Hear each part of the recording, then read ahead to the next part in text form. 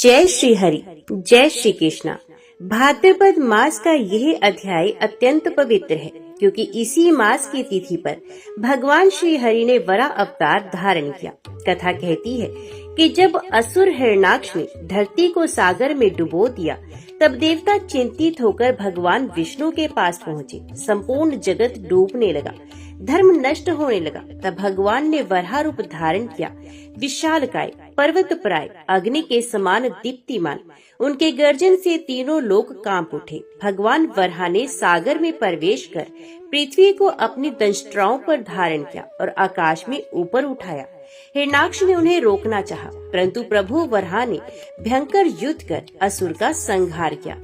फिर माता पृथ्वी को सुरक्षित स्थान पर स्थापित कर वचन दिया कि जो भाद्रपद मास में वराह जयंती का व्रत और कथा को सुनेगा, उसका जीवन पवित्र होगा, सभी संकट दूर होंगे और उसके मोक्ष की प्राप्ति होगी। इस प्रकार वराह जयंती केवल एक विजय कथा ही नहीं, बल्कि ये भी संदेश देती है कि जब भी धर्म पर संकट आता है, प्रभु स्वयं अवतार लेकर अपने भक्तों और संसार की रक्षा करते हैं। पुराणों में वर्णन आता है कि जब सृष्टि का आरंभ हुआ, तो भगवान ब्रह्मा ने अपनी तपस्या और योग बल से भिन्न भिन्न लोकों की रचना की। उन्होंने देवताओं, ऋषियों, असुरों और प्रजाजनों की उत्पत्ति की। धरती, आकाश, सूर्य, चंद्र, ग्रह, नक्षत्र सभी स्थापित किए गए, परंतु सृष्टि स्थिर होने से पहले ही असुरों का बल प्रबल होने लगा। विशेषकर दिति पुत्र हिरण्याक्ष और हिरण्यकशिपु अत्यंत शक्तिशाली असुर हुए। ये दोनों दैत्य ब्रह्मा की घोर तपस्या करके अद्भुत वरदान प्राप्त कर चुके थे। हिरण्याक्ष अहंकारी और पराक्रमी असुर था। वे निरंतर देवताओं को पीड़ित करता, ऋषियों के यज्ञ विधान नष्ट करता और पृथ्वी पर अधर्म फैलाता। एक समय उसने अपनी शक्ति का प्रदर्शन करने हेतु पृथ्वी को ही जल में डुबो दिया और उसने कहा, ये पृथ्वी अब मेरी है, देवता और मनुष्य इसका उपयोग नहीं कर सकते, मैं इसे पाताल की गहराई में ले जाऊंगा। और सचमुच उसने संपूर्ण पृथ्वी को गरुड़ के समान बल से उठाकर सागर की गहराइयों में डुबो भी दिया। धरती जल में डूब गई। मानव, पशु, वृक्ष और सभी प्राणी संकट में पड़ गए। ऋषियों का तप, यज्ञ, वेद पाठ सभी बाधित हो गए। देवता अत्यंत भयभीत होकर भगवान ब्रह्मा के पास पहुँचे और प्रार्थना करने लगे, हे प्रभु, ये असुर हिरण्याक्ष संपूर्ण पृथ्वी को डुबो चुका है। यदि पृथ्वी नष्ट हो जाएगी तो जीवों का पालन कैसे होगा? धर्म और सत्य सब नष्ट हो जाएंगे। ब्रह्मा जी स्वयं भी चिंतित हुए। उन्होंने गहन ध्यान किया और अपने हृदय में भगवान विष्णु का स्मरण किया। जैसे ही ब्रह्मा ने विष्णु का ध्यान किया, तुरंत उनके नासिका से एक सूक्ष्म बालक प्रकट हुआ। वे बालक अद्भुत था। उसका रूप क्रमश बढ़ने लगा। उसका शरीर पर्वत के समान विशाल हो गया। कुछ ही क्षणों में वह विराट रूप धारण कर एक विशालकाय वराह सुअर में परिवर्तित हो गया। उसकी गर्जना से तीनों लोक हिलने लगे। उसकी आंखें सूर्य और चंद्र के समान दीप्तिमान थी। उसके दांत बिजली की तरह चमक रहे थे। ऋषि और देवता विस्मित होकर बोले, ये कौन है? ये अद्भुत रूप किसका है? ब्रह्मा ने कहा, वत्स, ये स्वयं श्री हरि विष्णु है, जो वराह रूप धारण करके पृथ्वी को उद्धार करने आए हैं। वराह भगवान ने अपने विशाल रूप से आकाश को ढक लिया। उनकी गर्जना सुनकर देवता स्तुति करने लगे। ऋषियों ने कहा, जय हो वराह भगवान की। आपके एक झटके से ही अधर्म का नाश हो जाएगा। कृपया पृथ्वी का उद्धार कीजिए। वराह भगवान ने गगन भेदी गर्जना की और कहने लगे, देवगण, भय मत करो, मैं ही पृथ्वी को जल से निकालूंगा और उसे पुनः अपने स्थान पर स्थापित करूंगा। धर्म की रक्षा मेरा संकल्प है। वराह भगवान ने अपनी पूंछ को हिलाया और वेग से समुद्र की ओर दौड़ पड़े। उनका विशाल शरीर पर्वतों को भी लज्जित कर रहा था। उनके प्रत्येक कदम से धरती कांप उठी। जैसे ही वे सागर में कूदे, जल की लहरें आकाश तक उठी। देवता विस्मित होकर देखते रहे। सागर देव स्वयं प्रकट होकर बोले, प्रभु, आप ही एकमात्र उद्धारक हैं। कृपया मेरे गर्भ से पृथ्वी को निकालिए। वराह भगवान ने अपनी नासिका से गहरी गर्जना की और सागर की गहराइयों में उतर गए। उधर हिरण्याक्ष अपनी शक्ति के मद में चूर होकर पाताल में घूम रहा था। उसने देखा कि वराह भगवान पृथ्वी को खोजते हुए जल में प्रवेश कर रहे हैं। वे क्रोधित होकर बोला, अरे, ये कौन है जो मेरी सत्ता को चुनौती दे रहा है? ये सुअर के रूप में कौन सा देवता है? यदि इसमें साहस है तो मेरे हाथों से पृथ्वी छीन कर दिखाए। वराह भगवान ने उसकी बातों की ओर ध्यान न देकर पृथ्वी को ढूंढना आरंभ किया। उनके सूंघने की शक्ति से जल के भीतर पृथ्वी का स्थान ज्ञात हो गया।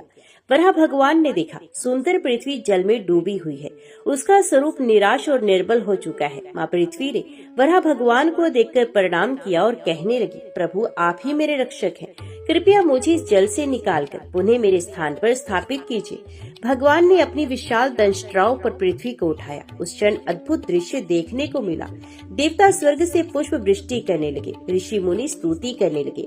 वराह भगवान पृथ्वी को ऊपर उठाते हुए सागर से बाहर आए। उनका रूप इतना विशाल था कि संपूर्ण आकाश उनके शरीर से आच्छादित हो गया। हिरण्याक्ष ये देखकर क्रोधित हो गया और वह बोला, अरे विष्णु, तूने सूअर का रूप लेकर मेरे अधिकार को चुनौती दी है, मैं तुझे युद्ध में परास्त कर दूंगा। उसने गदा उठाकर वराह भगवान पर आक्रमण किया, परंतु भगवान पृथ्वी को सुरक्षित स्थान पर रखते हुए उसकी ओर मुड़े। उनकी दृष्टि मात्र से हिरण्याक्ष भयभीत हो गया, फिर भी वे अहंकार में भरकर युद्ध के लिए तैयार हो गया। वराह भगवान अपने विशाल दंष्ट्राओं पर पृथ्वी माता को उठाए हुए सागर से बाहर आए। उन्होंने धीरे से पृथ्वी को सुरक्षित स्थान पर स्थापित किया। ज्यों ही पृथ्वी अपने स्थान पर स्थित हुई, देवताओं ने आकाश से पुष्प वर्षा की, ऋषियों ने वेद मंत्रों से भगवान की स्तुति की। किंतु वही समय था जब हिरण्याक्ष क्रोध और अहंकार से भरा हुआ गदा लेकर वराह भगवान के समक्ष आ गया।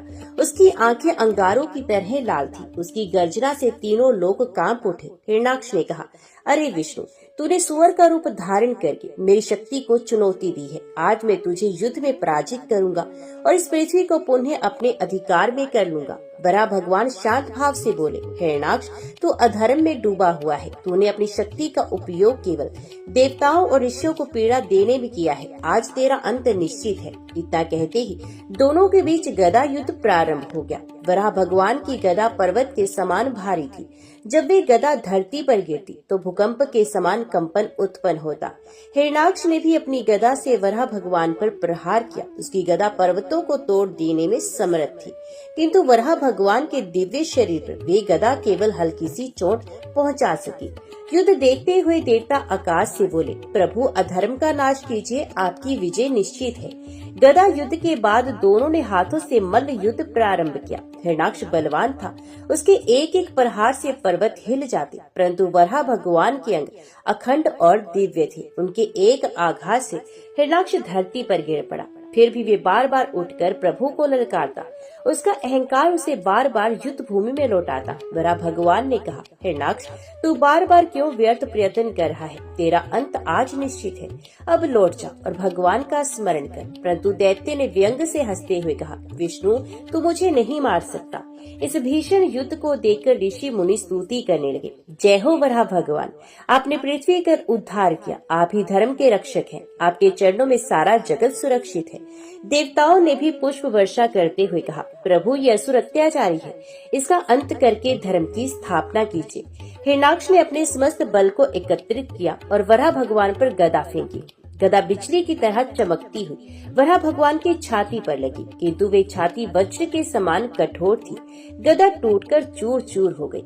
वराह भगवान मुस्कुराए और कहने लगे, अरे मूढ़ असुर, तुझे अपने बल का बड़ा घमंड है। अब देख मैं तेरा अंत कैसे करता हूँ। वराह भगवान ने अपनी दंष्ट्राएं चमकाई। इन्होंने हिरण्याक्ष को अपने विशाल हाथों में पकड़ा और उसे आकाश में घुमाते हुए धूल की भांति भूमि पर पटक दिया। हिरण्याक्ष चकरा गया, फिर भी वे उठा और चिल्लाया, मैं अमर हूँ, कोई मुझे नहीं मार सकता। वराह भगवान ने गंभीर स्वर में कहा, दैत्य, अमर केवल भगवान है, अहंकार का अंत होना ही धर्म है। फिर उन्होंने अपनी दंष्ट्राओं से हिरण्याक्ष का वध कर दिया। जो ही हिरण्याक्ष का अंत हुआ, तीनों लोकों में जय जयकार गूंज उठी। देवता, ऋषि, गंधर्व, अप्सराएं सबने मिलकर भगवान की स्तुति की। आकाश से पुष्प वृष्टि होने लगी, दिव्य संगीत बजने लगा। ब्रह्मा, शिव और इंद्र ने आकर वराह भगवान को प्रणाम किया। ब्रह्मा जी ने कहा, प्रभु, आपने पृथ्वी माता को जल से उद्धार किया, आपने अधर्म का नाश किया। ये वराह अवतार सदा सदा के लिए पूजनीय होगा। वराह भगवान ने पृथ्वी माता को अपने कर कमलों से सहलाया और कहा, माँ, अब तू सुरक्षित है, धर्म की स्थापना हो चुकी है। जो भी भक्त भाद्रपद मास में वराह जयंती का व्रत करेगा, मेरा स्मरण करेगा और ये कथा को सुनेगा, उसे पुण्य और मोक्ष प्राप्त होगा। उसके जीवन में सभी संकट दूर होंगे। पृथ्वी माता ने आंसुओं से प्रभु को प्रणाम किया। इस कथा से हमें ये शिक्षा मिलती है, अधर्म चाहे कितना भी शक्तिशाली क्यों ना हो, उसका अंत निश्चित है। अहंकार मनुष्य को विनाश की ओर ले जाता है। जो धर्म का पालन करता है, भगवान सदैव उसकी रक्षा करते हैं। जय श्री हरि विष्णु। अभी हम श्रवण करने जा रहे हैं हरिवंश पुराण के 17वें दिन का पावन पाठ। कथा कहती है कि जब जब अधर्म बढ़ता है और धर्म डगमगाने लगता है, तब तब भगवान श्री हरि स्वयं अवतार लेकर संसार की रक्षा करते हैं।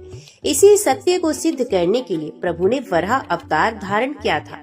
जब असुर हिरण्याक्ष ने पृथ्वी को सागर में डुबो दिया और संपूर्ण लोक संकट में पड़ गए, तब भगवान विष्णु ने विशाल वराह रूप धारण किया। उन्होंने समुद्र में प्रवेश कर अपनी दंष्ट्राओं पर पृथ्वी को उठाया और हिरण्याक्ष का संहार करके धर्म की पुनः स्थापना की।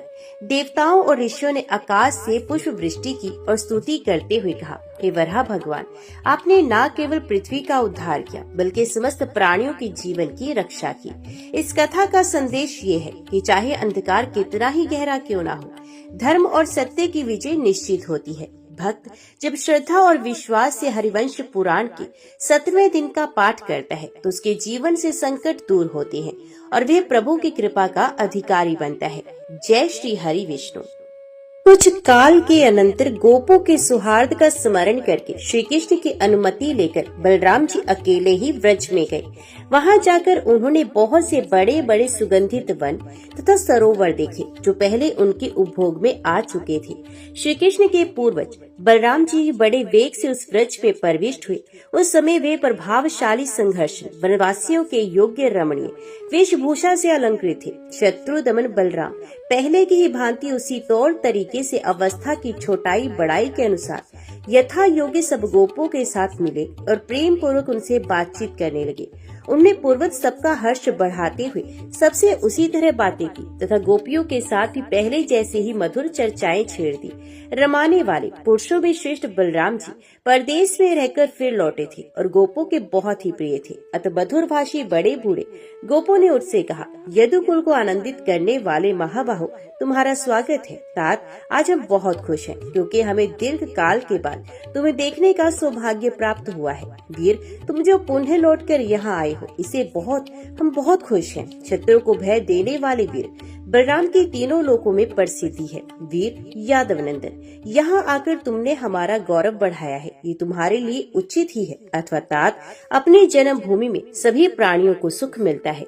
अमलानंद, तुमने जो हम लोगों पर कृपा दृष्टि की है, इसे निश्चित ही अब हम देवताओं के लिए माननीय हो गए। हम लोग प्रतिदिन तुम्हारा शुभ आगमन चाहते हैं। बड़े सौभाग्य की बात है कि तुम दोनों भाइयों के द्वारा भी मल्ल मार्गी कंस भी मार गिराया गया तथा उग्रसेन का राज्य पर अभिषेक हो गया। उनके महात्मान साधु स्वभाव के कारण ही सब लोगों ने उनको राज्य पर अभिषिक्त किया है।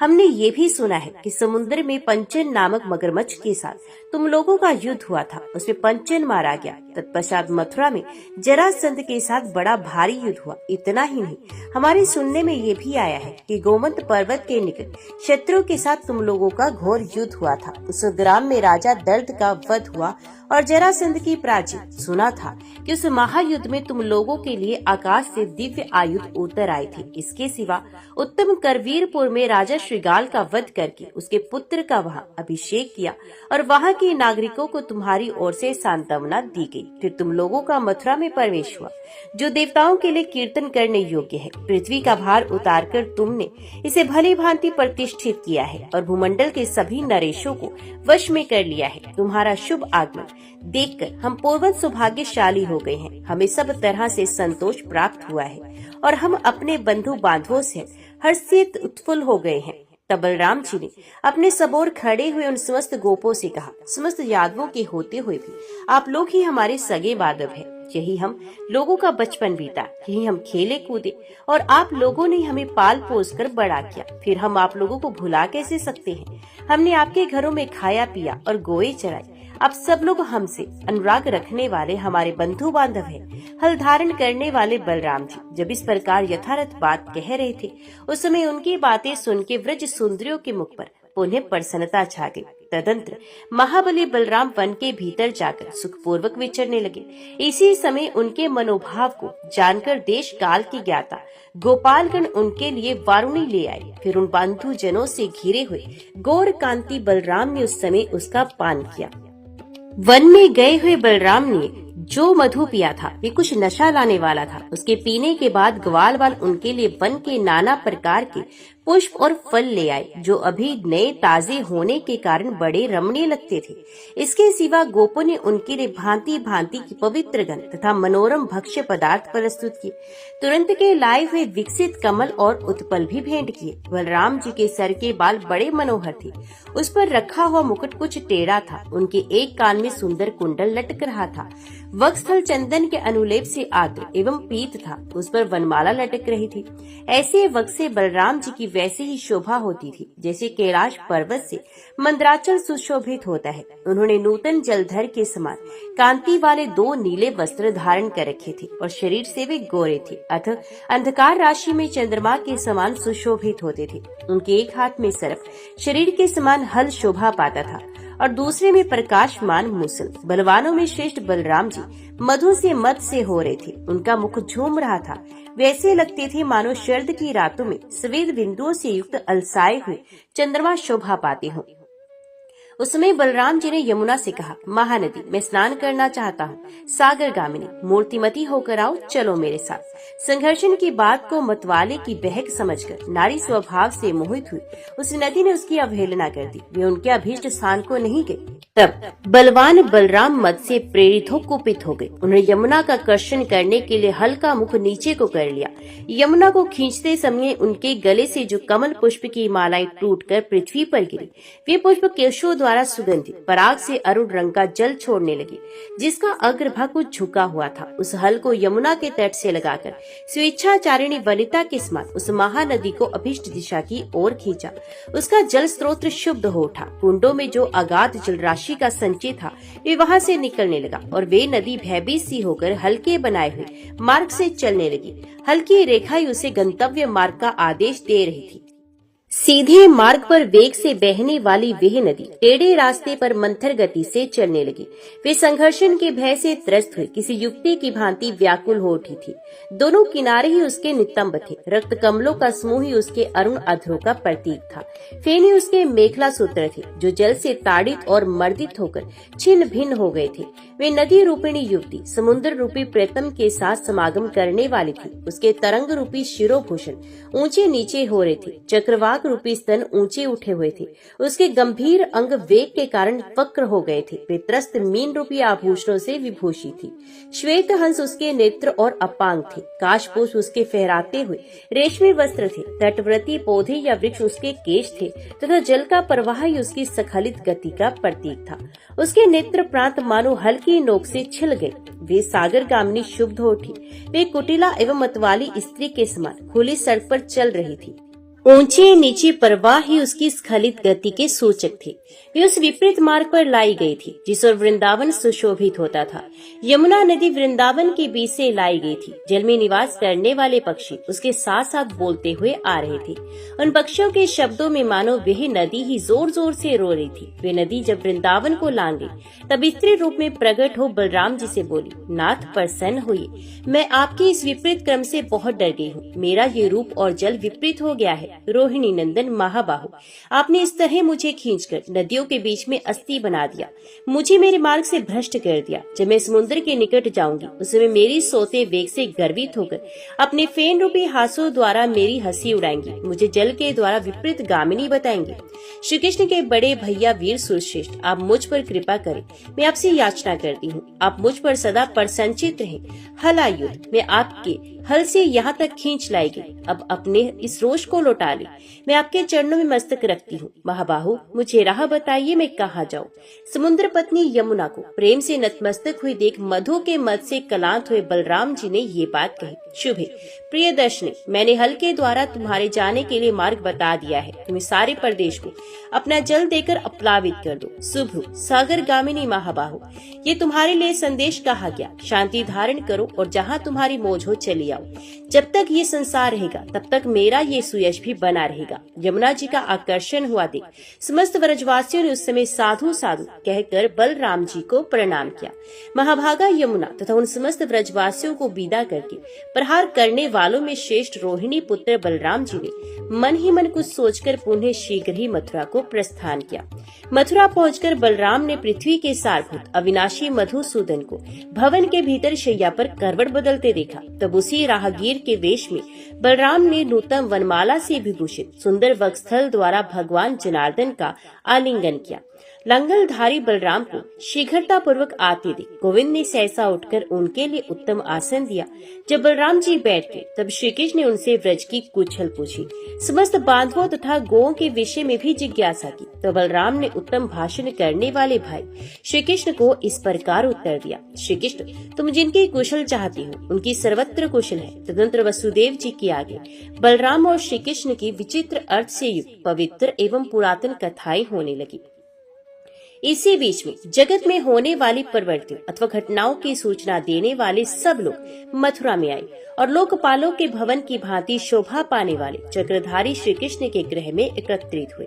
वे लोग विनाशकारी युद्ध का समाचार बताना चाहते थे। उनके आ जाने पर आपस का संकेत पाकर समस्त श्रेष्ठ यादव श्री कृष्ण की सभा में जुट गए। समस्त प्रधान यादवों के उस सभा में आ जाने पर वे समाचार या संदेश लाने वाले मनुष्य राजाओं के विनाश का कारणभूत वचन इस प्रकार कहने लगे, जनार्दन, अनेक देशों के विवाह अर्थी पृथ्वीपतियों, शासकों एवं नरेशों का समागम होने वाला है। कमलनयन भोजपुत्र रुक्मी का निमंत्रण पाकर अनेक जनपदों के राजा बड़ी उतावली के साथ वहां कुंडनपुर में जा रहे हैं। जनार्दन, वहां लोगों के मुंह से ये बात स्पष्ट रूप से सुनी जाती है कि रुक्मी की जो बहन है जिसका नाम रुक्मणी है उसका वहां स्वयंवर होने वाला है। इसलिए ये नरेशगण सेनाओं सहित वहां पधार रहे हैं। यदुनंदन, आज से तीसरे दिन स्वर्ण में आभूषणों से विभूषित रहने वाली उस त्रिलोक सुंदरी रुक्मणी का स्वयंवर होगा। हाथी, घोड़े और रथ से यात्रा करके वहां एकत्रित हुए महामनस्वी नरेशों के सैकड़ों शिविर हमें वहां देखने को मिलेंगे, जो सिंह और बाघ के समान अपने बल के घमंड में भरे रहते हैं, मतवाले हाथियों के समान चलते हैं, सदा युद्ध से ही प्रेम रखते हैं और आपस में एक दूसरे के प्रति अमर्ष से भरे रहते हैं। ऐसे नरेशों पर शीघ्र विजय पाने के लिए बहुत से भूपाल अपने सैन्य समूह के साथ संगठित होकर यहाँ रुक्मणी को पाने की इच्छा से रुके हुए हैं। यदुनंदन, क्या हम लोग एकांत में रहने वाले कोल भील हैं जो ऐसे अवसर पर उत्साहहीन होकर बैठे रहेंगे? हम भी अवश्य उत्साह पूर्वक वहाँ चलेंगे। ये समाचार सुनकर श्री कृष्ण को ऐसा लगा जैसे उनके हृदय में किसी ने कांटा सा चुभो दिया हो। वे यदु श्रेष्ठ गोविंद यदुवंशियों की सेना के साथ नगर से बाहर निकले। वे समस्त यादव जो बल में बड़े चढ़े थे और संग्राम की लालसा रखते थे, श्रेष्ठ रथों द्वारा यात्रा के लिए निकले। उस समय वे गर्वीले देवताओं के समान जान पड़ते थे। अपनी आज्ञा के अनुसार चलने वाली श्रेष्ठ सेना के साथ यात्रा के लिए उदित हुए भगवान श्री कृष्ण, जो शिव जी के परम प्रिय हैं, एक हाथ में चक्र और दूसरे में गदा लिए बड़ी शोभा पा रहे थे। दूसरे यादव भी सूर्य के समान तेजस्वी तथा छोटी छोटी घंटियों के नाद से निनादित रथों द्वारा भगवान वासुदेव के पीछे पीछे वहां जाने को उदित हुए। उस समय निश्चित दृष्टि रखने वाले भगवान गोविंद ने राजा उग्रसेन से कहा, अनक राजन, आप मेरे बड़े भाई बलराम जी के साथ यहीं रहिए। वे प्राय क्षत्रिय छल कपट में चतुर होते हैं। उनकी दृष्टि राजनीतिक तक ही सीमित रहती है। कहीं ऐसा न हो कि वे मेरे जाने के पश्चात इस पुरी को सूनी समझकर इस पर आक्रमण कर दे, हमसे शंकित हो। वे सबके सब जरासंध के वशवर्ती हो गए हैं और देवताओं की भांति वे जरासंध के यहाँ बड़े सुख और आनंद से रहते हैं। श्री कृष्ण की ये बात सुनकर भोजराज उग्रसेन उनके स्नेह से गदगद हुई अमृत में वाणी में बोले, कृष्ण महाबाहु, तुम यादवों का आनंद बढ़ाने वाले हो। शत्रुसूदन, इस समय मैं तुमसे जो कुछ कहना चाहता हूँ उसको सुनो। तुम्हारे बिना हम सब लोग इस नगर या राज्य में सुख से नहीं रह सकते। ठीक उसी तरह जैसे पतिहीन स्त्रियां कहीं भी सुख से नहीं रह पाती, दूसरों को मान देने वाले तात तुमसे ही हम लोग स्नात हैं। तुम्हारे बाहुबल का आश्रय लेकर हम नरेंद्रों की तो बात ही क्या है, देवेंद्र सह देवताओं से भी नहीं डरते। यदुश्रेष्ठ यादव प्रवर, तुम विजय के लिए जहाँ जहाँ भी जाओ वहाँ हम लोगों के साथ ही चलो। राजा उग्रसेन की ये बात सुनकर देवकी नंदन श्री कृष्ण मुस्कुराते हुए बोले, महाराज, आप लोगों की जैसी इच्छा होगी वैसा ही मैं करूँगा, इसमें कोई संशय नहीं। ऐसा कहकर श्री कृष्ण शीघ्र ही रथ से चल दिए और सूर्य का रंग लाल होते राजा भीष्मक के घर जा पहुँचे। राजाओं का समाज आ चुका था। उनके शिविरों से कुंडिनपुर के आस पार का भूभाग आच्छादित हो गया था। स्वयंवर का रंग स्थल भी बहुत विस्तृत था। उसे देखकर भगवान श्री कृष्ण ने राजस प्रकृति का आश्रय लिया। उन्हें राजाओं को डराने और अपने प्रभाव को प्रकाशित करने के लिए पुरातन वाहन महाबली विनीतानंदन गरुड़ का मन ही मन चिंतन किया। उनके चिंतन करने मात्र से उनके मनोभाव को जानकर विनीता कुमार गरुड़ सुखपूर्वक देखने योग्य सौम्य शरीर धारण करके श्री कृष्ण के पास छिपे हुए आए। उनका पंख संचालन वायु को भी उद्भ्रांत कर देने वाला था। इसकी हवा लगने से वहाँ के सारे मनुष्य कांप उठे और औंधे होकर पृथ्वी पर गिर पड़े। गरुड़ के वेग से आहत होकर पृथ्वी पर गिरे हुए वे सारे मनुष्य सर्पों के समान छटपटाने लगे। उन सबको गिरा हुआ देख पर्वत के समान अविचल भाव से खड़े हुए श्री कृष्ण ने उन समय पंख की हवा से ही अनुमान कर लिया कि पक्षियों में श्रेष्ठ गरुड़ आ गए। थोड़ी देर में ही उन्होंने देखा कि गरुड़ आ पहुँचे। वे दिव्य पुष्पों के हार और दिव्य चंदन से अलंकृत थे। वे अपने पंखों के संचालन से उठी हुई वायु के द्वारा पृथ्वी को भी बारंबार हिला देते थे। उनके पृष्ठभाग में कुछ दिव्य आयुध सटे हुए थे, जिनसे ऐसा जान पड़ता था कि कुछ सर्प उन्हें चाट रहे हैं। वे मुंह नीचे किए मन ही मन अनुभव कर रहे थे कि मुझे भगवान विष्णु के वरद हस्त का स्पर्श प्राप्त हो रहा है। गरुड़ अपने दोनों पंजों से एक विशाल सर्प को खींचे चले आ रहे थे, जिसका रंग श्वेत था। वे स्वर्ण में पंखों से संपन्न होने के कारण विविध धातुओं से युक्त पर्वत के समान प्रतीत होते थे। ये वे ही गरुड़ थे जिन्होंने एक बार अमृत का अपहरण कर लिया था। ये बड़े बड़े सर्पराजों का विनाश करने में समर्थ, दैत्य समूहों को भयभीत करने वाले तथा भगवान विष्णु के ध्वजा चिन्ह एवं वाहन थे। अपने ध्वज सचिव तथा संकट काल के साथ धैर्यवान गरुड़ को आया देख भगवान मधुसूदन को बड़ा हर्ष हुआ। वे दूसरे देवता की भांति सामने खड़े थे। इस प्रकार सम्मुख उपस्थित हुए गरुड़ से अपने समान शक्तिशालिनी वाणी द्वारा मधुसूदन ने इस प्रकार कहा। आकाशचारियों में श्रेष्ठ गरुड़, तुम्हारा स्वागत है। देवसेना के शत्रु का मर्दन करने वाले केशव प्रिय विनीतानंदन, तुम्हारा स्वागत है। पंखी जिनका रथ है, उन पक्षियों में सबसे श्रेष्ठ गरुड़, तुम राजा कौशिक के भवन में चलो। हम आज वहीं चलकर स्वयंवर की प्रतीक्षा करें। वहाँ हाथी, घोड़े और रथों द्वारा यात्रा करने वाले सैकड़ों नरेश एकत्रित हुए हैं, जिनका दर्शन प्राप्त होगा। महाबली विनीतानंदन गरुड़ से ऐसा कहकर महाबाहु श्रीमान कृष्ण गरुड़ तथा महारथी यादवों के साथ महामना कौशिक की राजधानी कुंडनपुरी में जा पहुँचे। देवकी नंदन श्री कृष्ण के विदर्भ नगर में पहुँच जाने पर उनके साथ के सब लोग बड़े प्रसन्न हुए। सबके मन में बड़ा हर्ष हुआ। वे समस्त बलशाली तथा अस्त्र शस्त्रधारी राजपूत वहाँ ठहरने की तैयारी करने लगे। इसी समय नीति विशारद राजा कौशिक प्रसन्न चित्त से उठकर स्वयं ही श्री कृष्ण के पास आ गए और उन्हें अर्घ आचमन आदि देकर विधि पूर्वक सत्कार करके अपने नगर में चले गए। उन्होंने श्री कृष्ण के लिए पहले ही एक दिव्य भवन का निर्माण कर रखा था। जैसे भगवान शंकर कैलाश धाम में जाते हैं, उसी प्रकार श्रीमान श्री कृष्ण अपनी सेना के साथ कौशिक के उस भवन में प्रवेश कर गए। इंद्र के छोटे भाई श्री कृष्ण इस राजमहल में खान पान आदि से एवं रत्न राशियों द्वारा भली भांति पूजित हो सुख पूर्वक रहने लगे। राजा कौशिक ने बड़े ही सम्मान के साथ स्नेह पूर्वक रीति से उनका पूजन किया था। अपनी महिमा से कभी च्युत न होने वाले श्री कृष्ण को गरुड़ के साथ आया देख सभी श्रेष्ठ नरपति चिंता मगन हो गए। ये भयानक पराक्रमी राजा नीति शास्त्र के भी अच्छे ज्ञाता तथा मंत्रणा करने में कुशल थे। उन्होंने परस्पर मंत्रणा करने के लिए एक सभा में एकत्रित होने का विचार किया। फिर जैसे देवता देव सभा में विराजमान होते हैं, उसी प्रकार वे श्रेष्ठ नरेशगण राजा भीष्मक की स्वर्ण भूषित रमणीय सभा में जाकर विचित्र विषयों से युक्त भांति भांति के सिंहासनों पर बैठे। उनके बीच में महाबली, महातेजस्वी और महाबाहु जरासंध ने उसी तरह भाषण देना आरंभ किया जैसे देवराज इंद्र देवताओं के समक्ष प्रवचन करते हैं। जरासंध बोला, इस सभा में उपस्थित हुए वक्ताओं में श्रेष्ठ राजाओं, मैं यहाँ अपनी बुद्धि के अनुसार जो कुछ कह रहा हूँ उसे आप लोग तथा परम बुद्धिमान राजा भीष्मक भी सुने।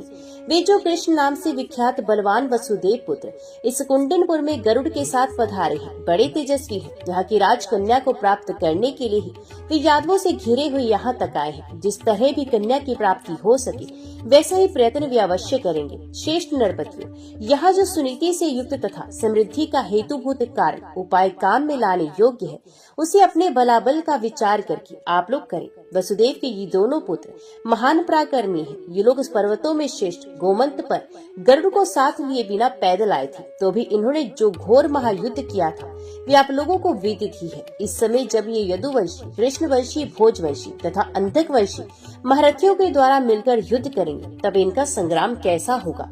राजकन्या के लिए यत्न करते हुए इन गरुड़ वाहन भगवान विष्णु के साथ युद्ध में देवताओं सहित इंद्र ही क्यों न हो, कौन ठहर सकेगा।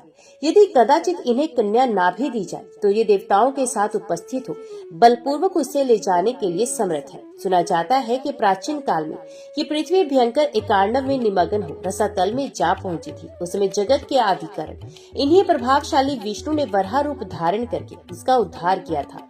इस समय दैत्यराज हिरण्याक्ष को भी वराह रूप से ही मार गिराया था। महान बल और पराक्रम से संपन्न दैत्यराज हिरण्यकशिपु देवताओं और दैत्यों के लिए भी अवध्य था। ऋषि, गंधर्व और किन्नर भी उसे मार नहीं सकते थे।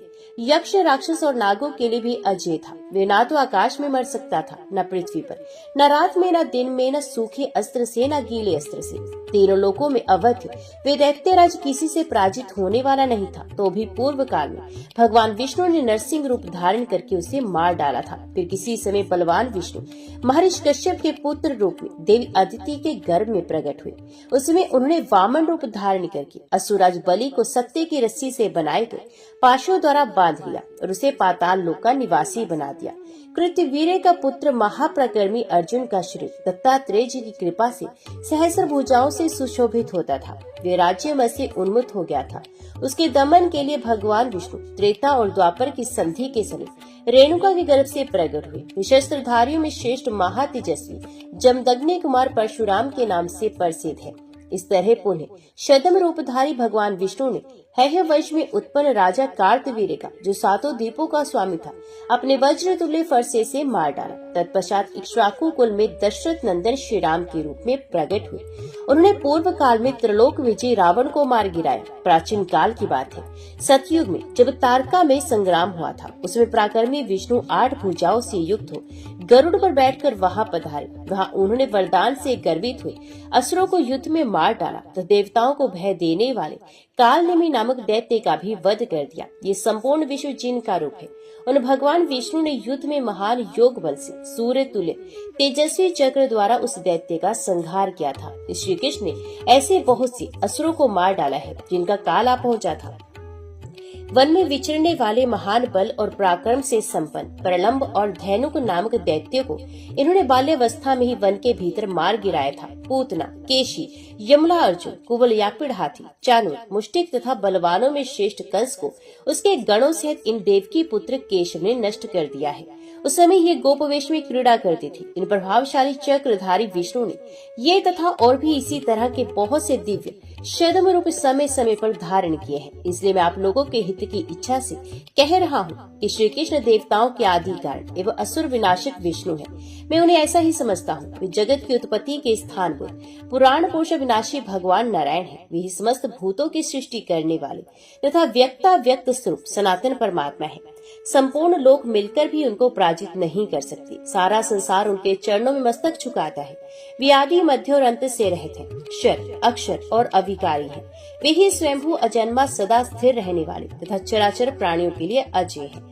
उन्हीं को मैं देवेंद्र के शत्रुओं का विनाशक, त्रिलोकीनाथ, त्रिविक्रम रूपधारी विष्णु मानता हूँ। ये मेरी बुद्धि का निश्चय है। ये विष्णु मथुरा चक्रवर्ती राजाओं के महान एवं विशाल कुल में प्रकट हुए हैं। अन्यथा दूसरे किसी मनुष्य का वाहन गरुड़ कैसे हो सकती है। विशेषत जब भगवान जनार्दन राजकन्या की प्राप्ति के लिए पराक्रम प्रकट करने पर तुल जाएंगे, तब कौन ऐसा बलवान पुरुष है जो आज गरुड़ के सामने खड़ा हो सकेगा। इस स्वयंवर के लिए साक्षात विष्णु यहाँ पधारे हैं। विष्णु का आगमन होने पर हमारे लिए जो महान दोष बाधा उपस्थित है, उसे मैंने बताया। आप लोग भी इस पर विचार करके आगे जो कुछ करना हो वही करें। मगध देश का राजा इस प्रकार भाषण दे चुका। तब महाबुद्धिमान सुनीत ने इस प्रकार कहा, महाबाहु मगधराज ठीक कहते हैं। गोमत पर्वत के समीप महासमर में जैसी घटना घटित हुई थी तथा बलराम और श्री कृष्ण ने जो अत्यंत दुष्कर कर्म कर दिखाया था, वे इन समस्त नरेशों ने अपनी आंखों देखा था। हाथी, घोड़े और रथों से भरी, पैदल तथा ध्वजों से व्याप्त हुए राजाओं की वे विशाल सेना चक्र और हल रूपी अग्नि से जलकर भस्म हो गए। इसलिए इन श्रीमान मगध नरेश ने आज भावी परिणाम का विचार किया है। राजाओं की सेना में जो अत्यंत दारुण घटना घटित हुई थी, उनका स्मरण करके ये समय उपयुक्त बात कह रहे हैं। कहा, युद्ध में बलराम और श्री कृष्ण पैदल ही लड़ रहे थे, तो भी हमारी विशाल वाहिनी का ऐसा घोर संहार हुआ जिसे रोकना अत्यंत कठिन हो गया था। श्रेष्ठ नरपतियों, गरुड़ के आते समय यहाँ जो प्रभाव पड़ा था उसे आप लोग अच्छी तरह जानते हैं। उनके पंखों के वेग से जो वायु उठी थी, उसका झोंका खाकर आकाशचारी प्राणी चक्कर काटने लगे हैं। सारे समुद्र शुद्ध हो उठे हैं, पर्वत कांपने लगे थे और धरती भी बार बार डोलने लगी थी। हम सब ये सोचकर भयभीत एवं व्याकुल हो गए थे, ये कैसा उत्पात खड़ा हो गया। जब केशव कवच बांधकर गरुड़ की पीठ पर आरूढ़ हो युद्ध करेंगे, उस समय हमारे जैसा युद्ध पुरुष सम्रांगण में कैसे ठहर सकता है। स्वयंवर राजाओं के लिए महान आनंद वर्धक उत्सव है। पूर्व काल के श्रेष्ठ नरेशों ने इसे सुयश और धर्म की सिद्धि के लिए प्रचलित किया था, परंतु मनुजेश्वरों, इस गुंडिनपुर में आकर हमारे सामने उन्हें शीघ्र ही महापुरुष के साथ महान युद्ध का अवसर आन पड़ा है। यदि राजकुमारी रुक्मणी राजाओं के बीच में किसी दूसरे नरेश का वर्ण करे, तब कौन ऐसा पुरुष है जो श्री कृष्ण की भुजाओं का पराक्रम सह सकेगा। इस स्वयंवर महोत्सव में ये युद्ध की संभावना ही महान दोष है, जिसे सूचित कर दिया गया। श्री कृष्ण तथा हम सब नरेश भी स्वयंवर के लिए ही यहाँ पधारे हैं। राजकन्या के उद्देश्य से श्री कृष्ण का आगमन हम सब नरेशों के लिए अत्यंत गृहित सिद्ध हो रहा है, जैसा कि मगधराज का कथन है। जय श्री कृष्ण। वीडियो के अंत तक बने रहने के लिए आप सभी का दिल से धन्यवाद।